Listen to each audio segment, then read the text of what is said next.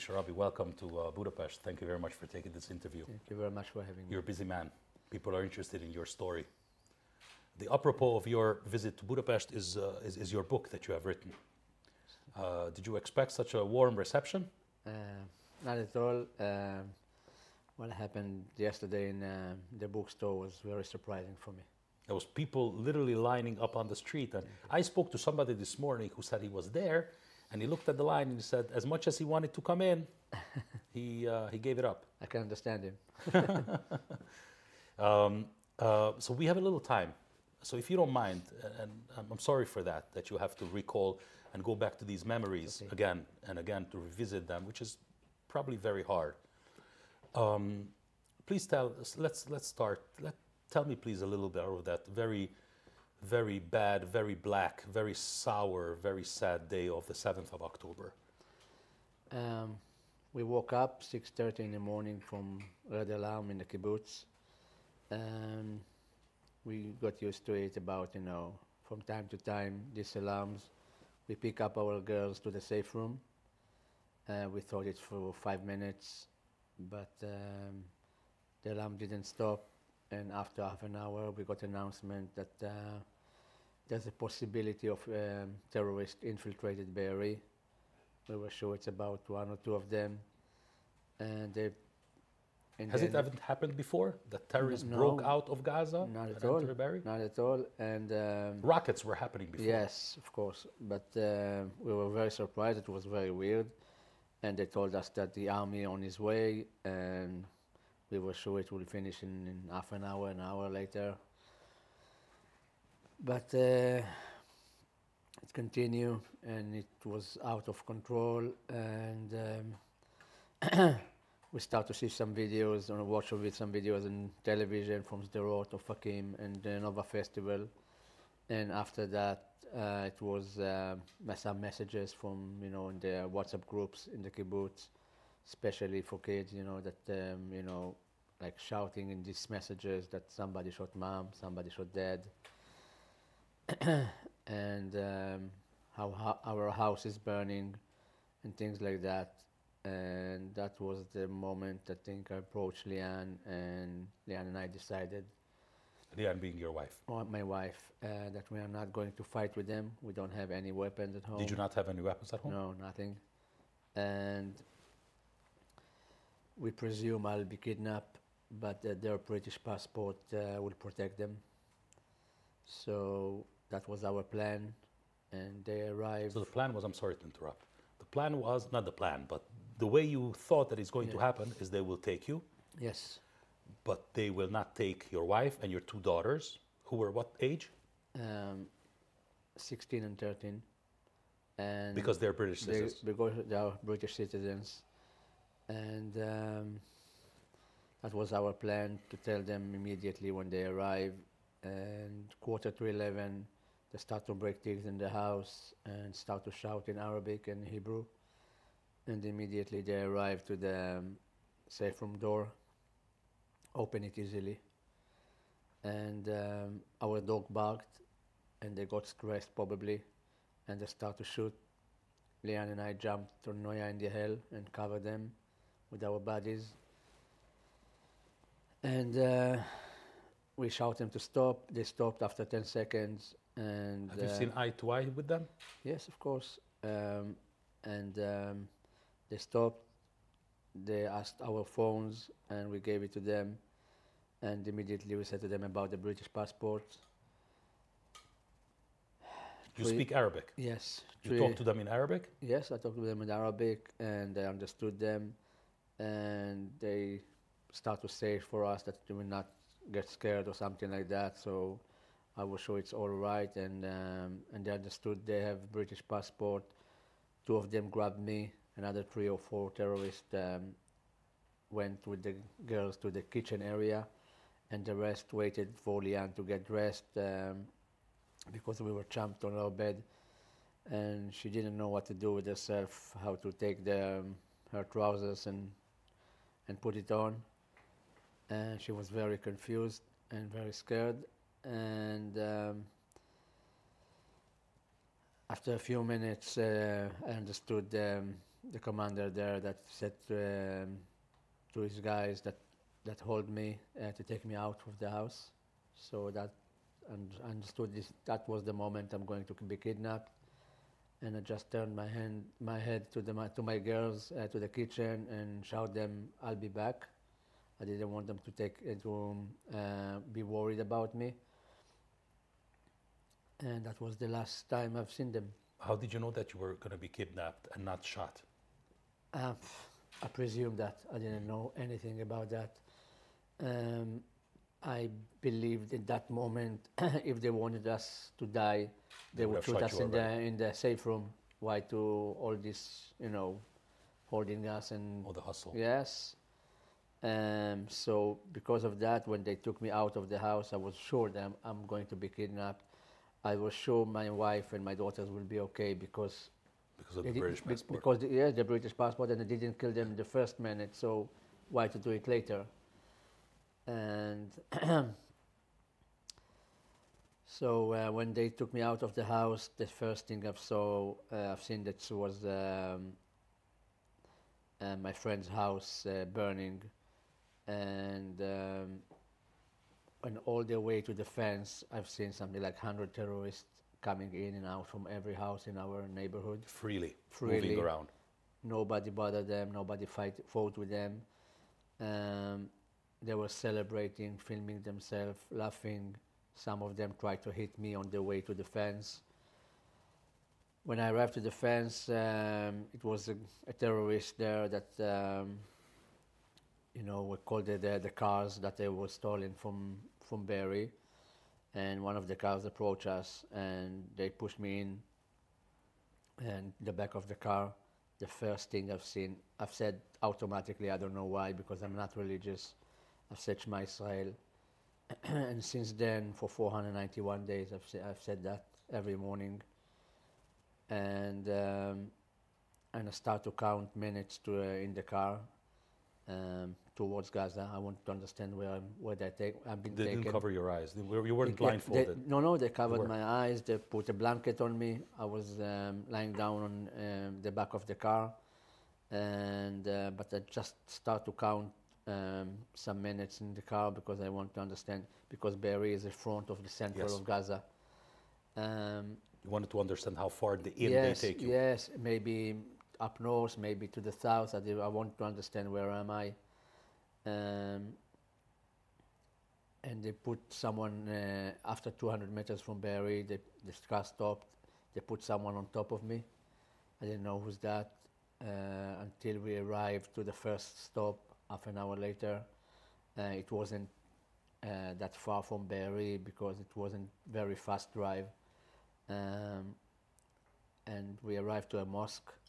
It was a mob of civilians outside, and they took the guy that was on top of me. They took him out, and then they came to take me from the car to the mosque. But the mob of civilians succeeded to take me away from them and start to lynch me. And I've seen footages of this. You were beaten badly. Yes. By civilians, quote by unquote. Civilians with bare hands, and kids on top of me with their shoes start to hit my head. I was sure it's the end, but fortunately the two terrorists that been with me in the car succeed to take me into the mosque, undressed me there, and start to interrogate me. I start to answer them in Arabic. I didn't speak Arabic until then. I didn't need to speak Arabic. And they were sure I'm from Mossad and from Shabak. That's what they start to shout. And they were very surprised about my age as well, and that I'm 51 years old. And they start to beat the guy that was kidnapped with me. He was a Thailand worker from Thailand, and he didn't know what they want from him. So I start to speak with him a little bit in English, and understood his name and his age, and it's calmed him down. And from there, it was another 3 or 4 stops, and we arrived to a family Palestinian house. And how long have you been in this Palestinian, is this 52 quote-unquote days. civilian house? Civilian house for 52 days, and the family was in the first floor, and we been taken to the second floor. And in the beginning, we were chained with ropes for 3 days. These ropes tore our flesh immediately. We were in such an agony, and that we fainted from time to time. And after we woke up, we asked some water and food. This is how it was for 3 days. And then 2 guys from Hamász arrived as well to the house and took the ropes out of us, took it off, and put iron chain on our legs and locks. And this is how we've been for 52 days. How much food did they give you? The food was okay in that time, 2 to 3 meals. It depended at the days, but it was okay. It was okay in the family house because the father was wealthy, that's for sure, compared to the Gazans. And he was from Hamász as well. He used to work in the past in Israel. He started to describe me some streets in Tel Aviv. And Spoke Hebrew? he spoke a little bit Hebrew, he spoke a little bit English, and we spoke Arabic between us as well.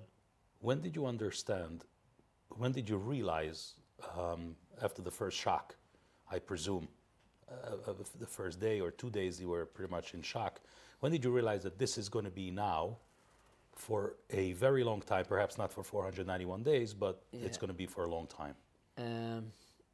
I understood immediately it's going to be at least 2 months. I told the guy that was with me, the guy from Thailand, that probably around November 30, it will be okay, and it will be maybe a ceasefire, and he can go home, and I need to wait more for the agreement. You immediately, I'm sorry to interrupt, you immediately heard the next day when the military operation started on the Israeli side, by the Israeli side, you understood that the war has been started. Yes, that for sure. They're bombing around us 24/7. It was very scary. And you figured that Israel will prevail. Yes, of course. That was for sure.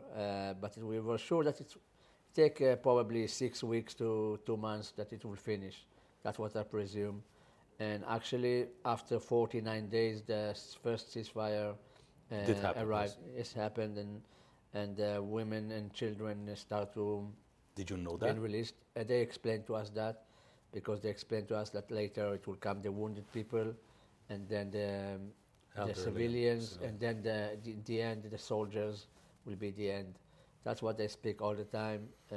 But they explained to us that the Thailand workers, where it was a mistake to kidnap them, they're not third party.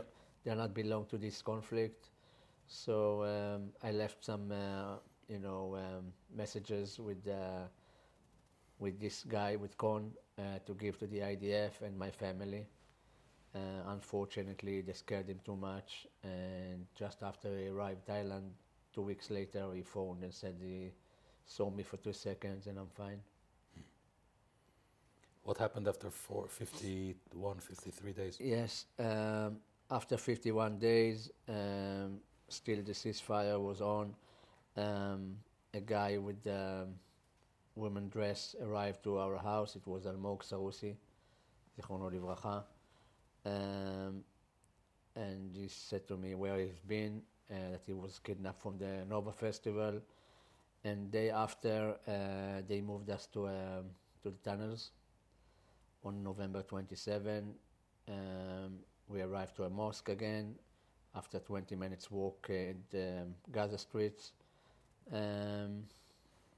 Took us to a side room and opened this door at the ground, and we've seen from a mosque. A tunnel entrance was from the mosque. From the mosque, and we've seen this ladder, and they asked to climb down, and I refused. It looked like the perfect grave for me, and I started to negotiate with them. They got upset with me after 30 or 40 seconds, loaded their guns and pointed to my head. And then I remember my promise to my daughters that I'll come back and chose life again and start to climb down together with Almog. And after us arrived Hirsch Goldberg and Ori Danino. And after them, Elia Cohen, Or Levy, and Delon Noel. And suddenly we've been 7 Most hostages of them together. are not with us anymore. Unfortunately, Almog, Ori, and Hirsch. Hirsch, who was an American citizen also. Yes, they moved them to other tunnel, and 10 months later they've been murdered in this tunnel with other 3 Israeli hostages. When you climbed down that ladder, did you get a sense of how deep you're going down? Of course, the first ladder was around 25 to 30 meters, and after that 25 to 30 meters, that's yes, very long. They're very long, and after that it was another 2 stairs, like 10 stairs each one of this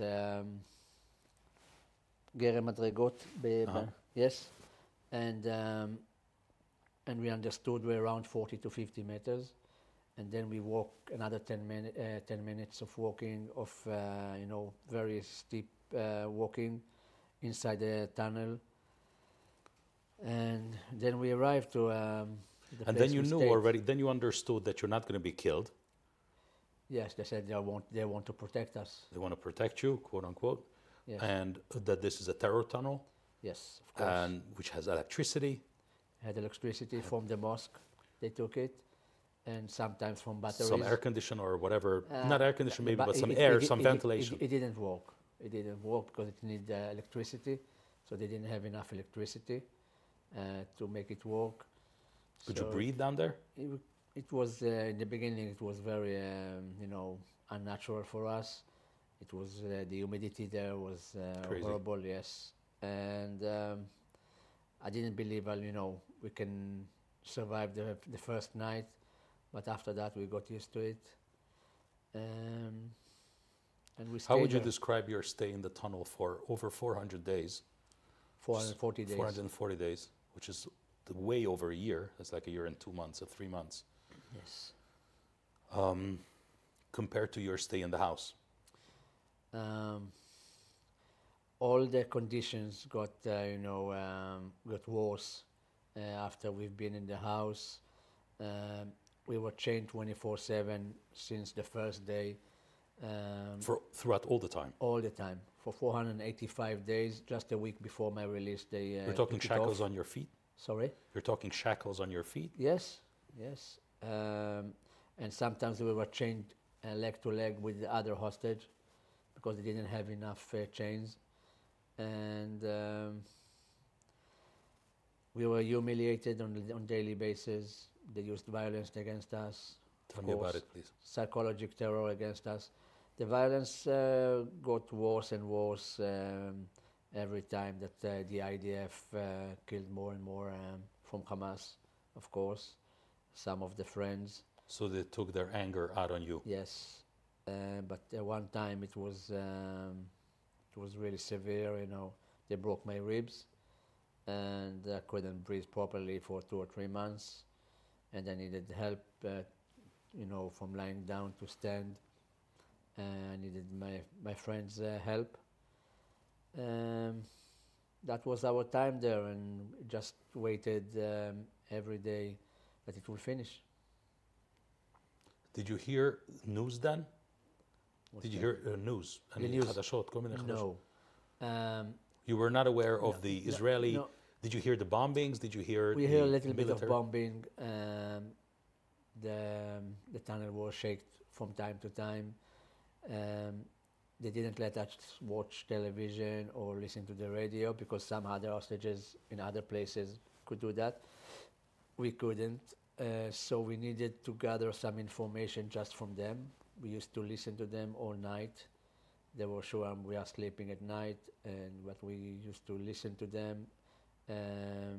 They were less careful at night, and when they spoke to each other And you about could the listen news. and listen Arabic and you understood. Yes, so. and we translated that, and this is how we knew about the war and if there is negotiation and about Qatar and Egypt and all this. And we waited it will finish. I think just when Trump was elected, we understood maybe now it would be a big change.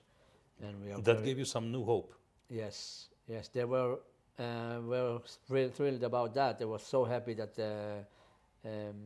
They were happy. yes, about Trump, that was he was elected, because from their point of view, Biden didn't stop Israel, and they hope that Trump will do that. Did you get a sense of the Hamas fearing the Israeli military? Of course, they were fearing. They were crying every night, to their pillows. They had panic attacks.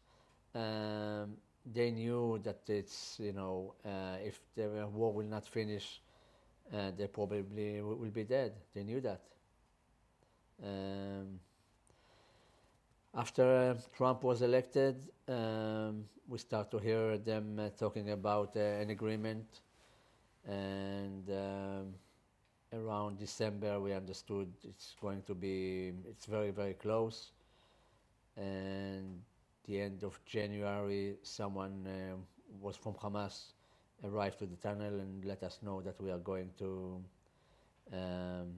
be released. Yes, but only 3 or 4 of us.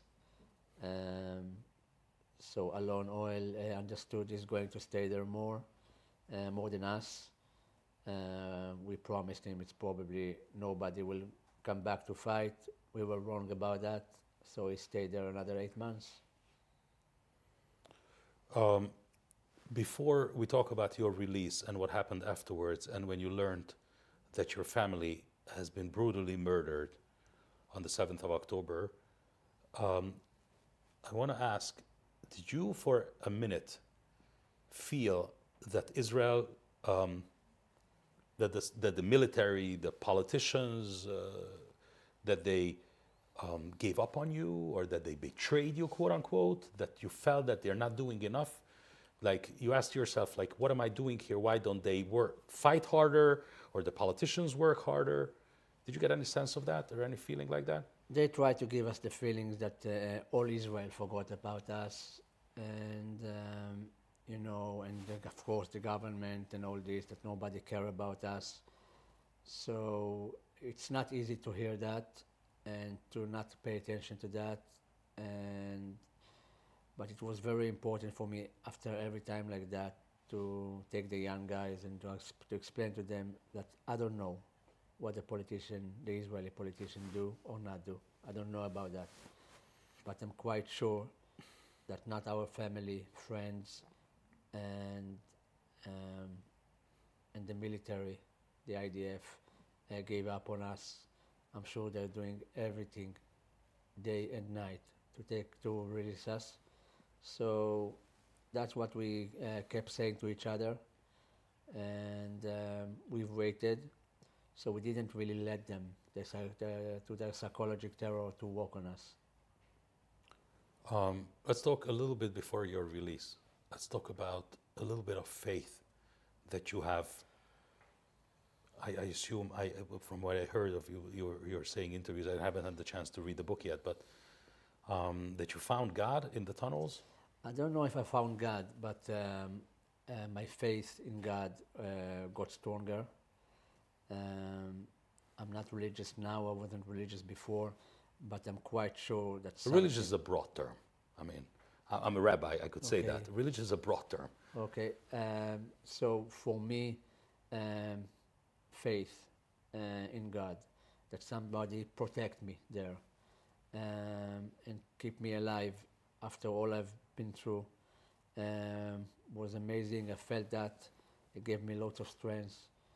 I remember every Friday, everybody waited for Friday night that we can do Kiddush, and and me saying Eshet Chayil to my mother and my sisters and my wife, and we did Kiddush on wine, on water, because we didn't have wine, and we tried to keep quarter of pita bread from the same day or day before, just to do Hamotzi Lechem Min Haaretz. And every Saturday night we just sang, you know, just Abdallah songs. It was really, really important for us, gave us lots of strength. It united us as a group, remind us what, you know, that we are Israelis and Jews. And even when we ate one time a day, really, we were starving for food. We begged for food every day, every hour. We ate crumbs from the carpet. But when they suggest us, 2 o'clock in the morning, they suggest us half a biscuit, a piece of fruit, a quarter of pita bread more to eat, just we say some sentences from the Quran, and we refused. It gave us. And you refused? We refused. And it's not easy to refuse when you're that hungry. It was amazing. It was amazing. This spirit strength that we got from that. That was amazing for us. You knew, you understood you're going to be released a week before your release, or a few days. Yes. You were informed that a peace agreement or a ceasefire or a hostage agreement has been negotiated, and that you will be released at some point. Yes. But some of your friends were not going to be released. Only one of our friends not. They said to me and Or that we are going on February 8th together, and Eli will be March 1st, but Alon will stay for the next stage until it will be signed as well. And he had little panic attack. We need to calm him down, to wash his face. That he's going to stay there alone. Yes. It wasn't so, this should have been our happiest moment in captivity, that there's someone let us know that we are going home, and it's become very complicated. We couldn't be happy because of Alon. And so the time passed until the February 8th. You were taken out of the tunnel. Yes. You were brought to daylight. Yes. How did that feel? 4 days before we moved to other tunnel. Oh. Really bad one tunnel, not without mattresses. We just lay down on the floor with roaches, with rats, and then they brought another one with another hostage from other place. It was Oad Ben-Ami. It is a friend of mine from Berry. And a day later, they let me know, they happily announced me about my brother that was kidnapped as well on October 7 and was murdered. They were happy announcing you that he was dead. And that he's not with me now, that he could be with me if the Israeli army wouldn't fight with them.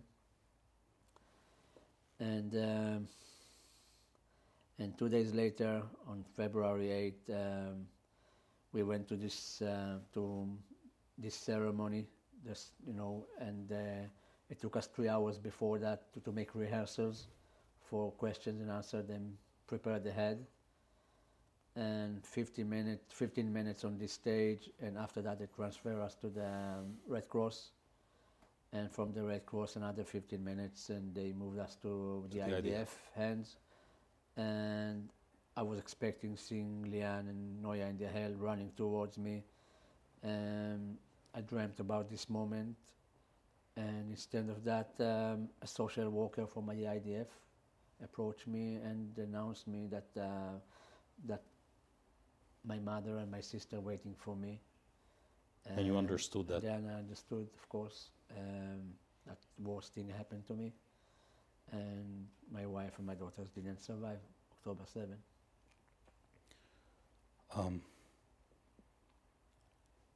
It's probably very hard to describe the emotions you went through.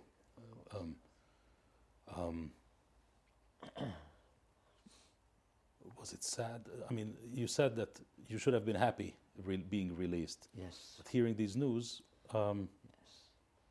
It was a day of emotional roller coaster, and... Your brother killed, your wife killed, yes. 2 of your beautiful daughters killed. Yes, and then I decided I need to go to see my entire family, my mother, my sister, my brother that he's here with me, and I knew that it will give me the strength I need, and I just wanted to hug them and be with them again. And since then, they support me for 9 months now, with my dear friends as well. And Are you in contact with any of the hostages? a little bit With those that you were together with? With Alon and Elia, with Or and Elia, a little bit texting. Alon was released six weeks Yes. ago, and it was amazing. I've waited for that, and since then we met twice, and we texting each other every day. I understand you don't want to go into politics, and I respect that. One of the strangest things, perhaps, of this crazy 2 years was that I believe that it's very hard to distinguish between Hamas and the rest of the Palestinians simply for the fact that other hostages report, and I want to take your opinion on that, that there was no civilian who was ready to help you. If you compare it to the Holocaust, which many people compare it to, and probably the comparison is not far off. Even in the Holocaust, there were civilians who were trying to help Jews. Some civilians to some Jews, or many civilians to some Jews. I can tell you one thing that was very, very obvious, especially in the first 52 days in the house. Hamas were very, very scared that any of the civilians will see me or Khan through the window, or hear or listen to us speaking English and understanding we are not local, because they were sure that these civilians will come into the house and lynch all of us. So you're telling me that Hamas were scared from the civilians because they're more brutal than them. No, because I understand they have a different calculation. Hamas, of course, Hamas. They want you dead. The Hamas wants you as a bargaining chip. Yes, that's it. We are an asset for them. But if it was up to the civilians, you would be dead. Of course, that's definitely, no question about that. So that's what for me, nobody was uninvolved. One very last question, because our time is up and you're a busy man. You have to run. The last question is, what keeps you alive? Any hope?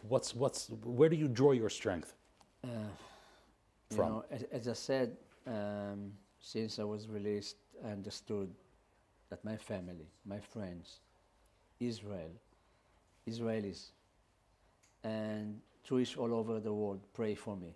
Yes. As a hostage and for the other hostages, and support all the hostage families. And I don't feel any privilege to stay in bed and cry all day. And for me, I'm grateful every day for my second chance in life. And I'm going to live like that.